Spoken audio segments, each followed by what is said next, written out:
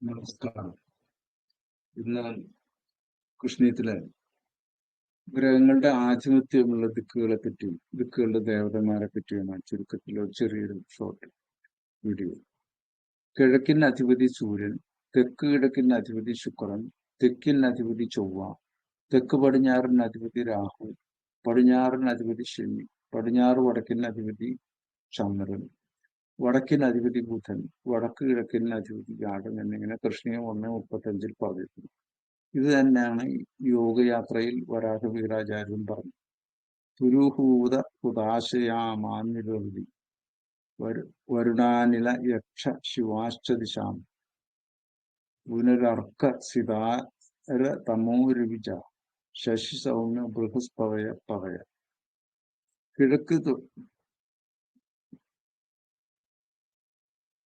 കിഴക്ക് തുടങ്ങി ദിക്ക് തുടങ്ങിയവരുടെ ദേവന്മാരുടെ അധിപതിമാരാണ് അതിൽ പറഞ്ഞത്.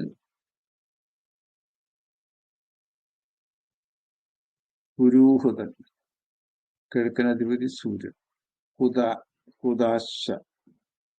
ഹുദാശൻ, തെക്ക് കിഴക്കനധിപതി ശുക്രൻ. യമ, തെക്കിനധിപതി ചൊവ്വ. നിരുതി, വരുണ, തെക്ക് പടിഞ്ഞാറിന് അധിപതി രാഹു. നിരുതി രാഹുവിന്. പടിഞ്ഞാറിന് അധിപതി ശനി വരുണൻ. പടിഞ്ഞാറ് വടക്കിന് അധിപതി ചന്ദ്രൻ അനിലൻ. അത് കോണിന്റെ പേര് വെച്ചാണ് പറഞ്ഞത്. പിന്നെ പടിഞ്ഞാറ് വടക്കിനധിപതി ബുധൻ യക്ഷ ശിവാശ്ചദിശാം പുനർഅർക്ക സിത ആര തമോ രവിജ ശശി സൗമ്യ ബൃഹസ്പതയ പതയ. അർക്കൻ സൂര്യൻ, സിത ശുക്രൻ, ആരൻ പിന്നെ ചൊവ്വ, തമോ ശനി. അതല്ലെങ്കിൽ ഇവിടെ തമൻ എന്ന് പറഞ്ഞാൽ രാഹുവിന്. രവിജ, പടിഞ്ഞാറിനധിപൻ രവിജൻ എന്ന് വെച്ചാൽ ശനി. പിന്നെ ശശി വടക്ക് പടിഞ്ഞാറിന്, സൗമ്യ വടക്കിന്, ബുധൻ, ബൃഹസ്പതയ വ്യാഴം. ആദ്യം പറഞ്ഞ പുരൂഹത എന്നുള്ളത് അതിന്റെ ദിക്കാണ്. അതിൽ കിഴക്ക്, തെക്ക് കിഴക്ക്, തെക്ക്, തെക്ക് പടിഞ്ഞാറ്, പടിഞ്ഞാറ്, പിന്നെ വടക്ക് പടിഞ്ഞാറ്, വടക്ക്, വടക്ക് കിഴക്ക് എന്നിങ്ങനെ ആണ് ആധിപത്യം പറഞ്ഞത്. എന്നിങ്ങനെയാണ് ദിക്കുകൾ, 8 ദിക്കുകൾ. അതിനാണ് അർക്കൻ, സിതൻ, ആരൻ, തമൻ, രവിജൻ, ശശി, സൗമ്യൻ, ബൃഹസ്പതി, പതയ. ഇങ്ങനെ 8 ദിക്കുകളുടെ അധിപന്മാരെ പറഞ്ഞു. മറ്റത് പിന്നെ പറഞ്ഞ കിഴക്ക്, പിന്നെ അഗ്നികോണ്, തെക്ക് നിരുതി കോണ്, പടിഞ്ഞാറ് വായുകോണ്, വടക്ക് ഈശാന കോണ്. അതാണ് ദിക്കുകളുടെ പേരുകൾ. കിഴക്ക് അഗ്നികോണ്, തെക്ക് നിരുതി കോണ്, പടിഞ്ഞാറ് വായുകോണ്, വടക്ക് ഈശാന കോണ്. കോണുകൾക്ക് വേറെ വേറെ പേരുകൾ. ദിക്കുകളുടെ ദേവന്മാർ: ഇന്ദ്രൻ കിഴക്കിന്റെയും, അഗ്നി തെക്ക് കിഴക്കിന്റെയും, യമൻ തെക്കിന്റെയും, രാക്ഷസ നൈരുതി തെക്ക് പടിഞ്ഞാറിന്റെയും, വരുണൻ പടിഞ്ഞാറിന്റെയും, വായു വടക്ക് പടിഞ്ഞാറിന്റെയും, കുബേരൻ വടക്കിന്റെയും, ശിവൻ വടക്ക് കിഴക്കിന്റെയും ദേവന്മാരാണ്.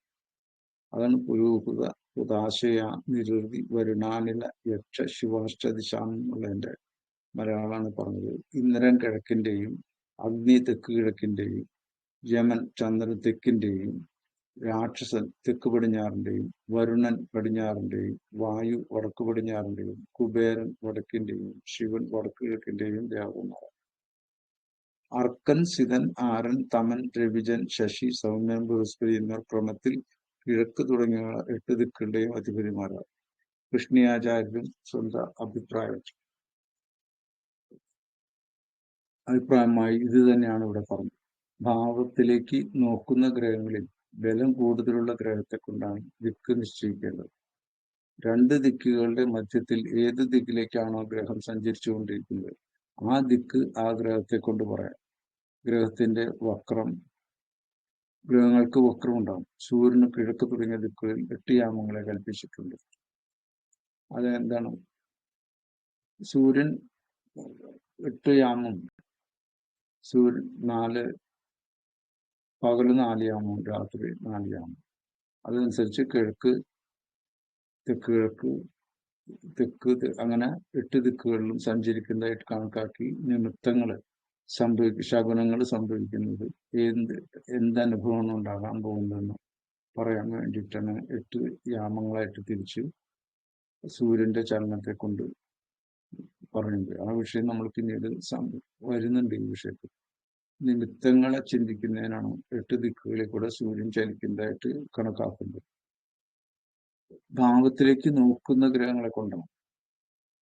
അതായത് കള്ളൻ ഏത് വഴിക്കാണ് പോയത്, അല്ലെങ്കിൽ നഷ്ടപ്പെട്ട വസ്തു ഏത് ദിക്കിലാണ് കിടക്കുന്നത്, അതുപോലെ തന്നെ കാണാതായ ആള് എവിടെ പോയി എന്നിങ്ങനെയുള്ള വിഷയങ്ങൾ ചർച്ച ചെയ്യുമ്പോഴാണ് ദിക്കുകളുടെ ആവശ്യം മനസ്സിലാക്കുന്നത്.